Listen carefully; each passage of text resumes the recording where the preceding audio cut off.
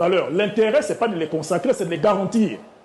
Vous pouvez avoir un peuple qui a plein de valeurs proclamées, mais si vous avez quelqu'un qui peut y porter atteinte, est-ce que les libertés dont on a parlé tout à l'heure n'existaient pas déjà dans la Constitution du 26 mars 1991? Pourquoi ça n'a pas empêché le coup d'État du 30 août 2023? Donc, en réalité, les partisans du oui n'assument pas clairement le régime présidentialiste. Vous allez me citer un pays démocratique qui a un régime présidentialiste.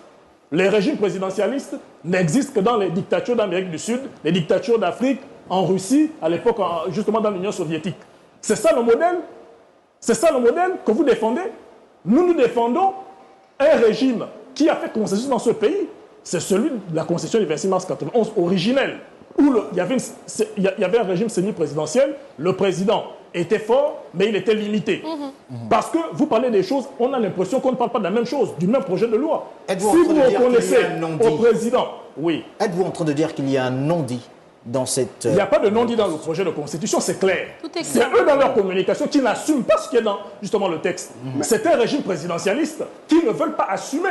Quand vous permettez au président d'avoir la plénitude du pouvoir exécutif, de concurrencer le Parlement dans l'exercice du pouvoir législatif, de présider le Conseil supérieur de la magistrature. Et Maître Dzigou nous a expliqué une grande fable.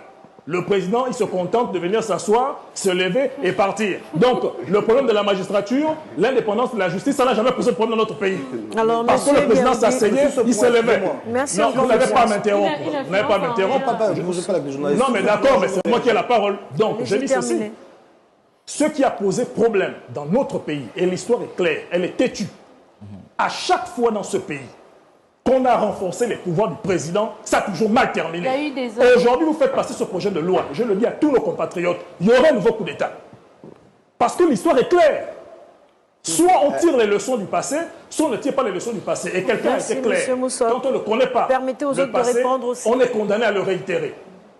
Monsieur Biaoudi.